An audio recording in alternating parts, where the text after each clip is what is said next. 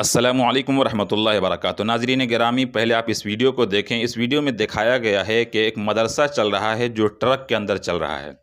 जी हाँ, कुछ चैनल वालों ने डाला है इसे। एक चैनल में मैं देख रहा था, इसको डालते हुए यूँ कहा गया कि एक मदरसा ऐसा भी है जो ट्रक के अंदर मदरसा चल रहा है। तो हुकूमत बताओ सही कि तुम किन किन मदरसों को चेक करोगे।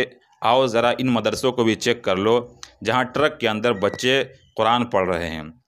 अब हकीकत क्या है, सच्चाई क्या है, उसे भी एक समझना ज़रूरी है।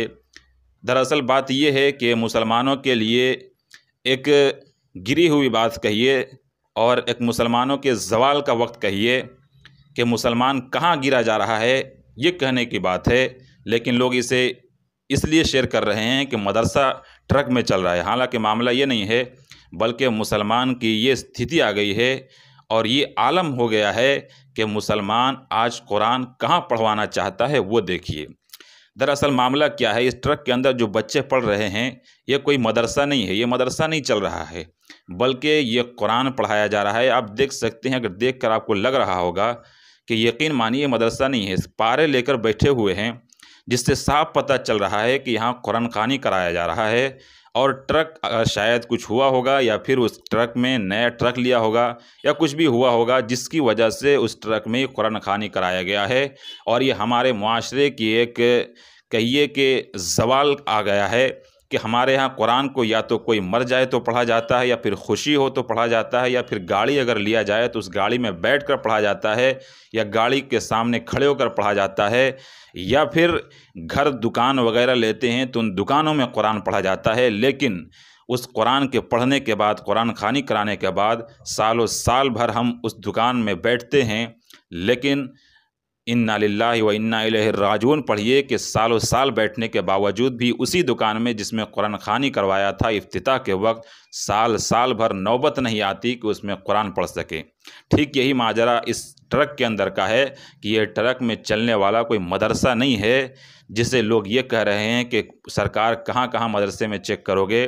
तो मेरे भाई, मैं आपको बता दूं कि सच्चाई ये है कि हमारी हकीकत ये है और हमारा ज़वाल ये आ गया है कि हमने कुरान को ट्रक में पढ़ना समझा है कि कुरान खानी अगर ट्रक नया लिया हो तो ट्रक में जाकर पढ़ें, अगर घर नया बनाया हो तो घर में पढ़ लें, और अगर हमने कोई दुकान खोल ली है, शॉप खोली है, तो वहाँ जाकर कुरान पढ़ लिया जाए। बस इतना कुरान के लिए काफ़ी है। बकिया हमें सालों साल भर हमें कुरान पढ़ने की नौबत नहीं आती। तो ये हमारे और आपके लिए और तमाम मुसलमानों के लिए रोने का मौका है, ना कि प्राउड करने का कि मदरसा ट्रक में चल रहा है। और अफसोस है ऐसे लोगों पे जो ये कह रहे हैं कि मदरसा चल रहा है।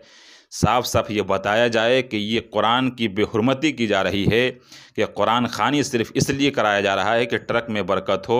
हालांकि कुरान इसलिए आया था कि उससे हिदायत हासिल की जाए, कुरान इसलिए आया था कि उसको पढ़कर सवाब हासिल किया जाए, ना कि सिर्फ़ इसलिए आया था कि ट्रक में अगर कोई मुसीबत आ जाए तो ट्रक में पढ़ा जाए, ना सिर्फ इसलिए कि अगर कोई नए ट्रक या नए कार ख़रीदे जाएँ तो उस कार में बैठकर कुरान पढ़ लिया जाए, ना इसलिए सिर्फ आया था कुरान कि अगर हम कोई शॉप खोलें या कोई नए दुकान खोलें या फिर नए घर ओपन करें तब हम कुरान खानी करा लें, फिर साल भर कभी उसी दुकान में उसी ट्रक में कुरान पढ़ने की नौबत नहीं आती।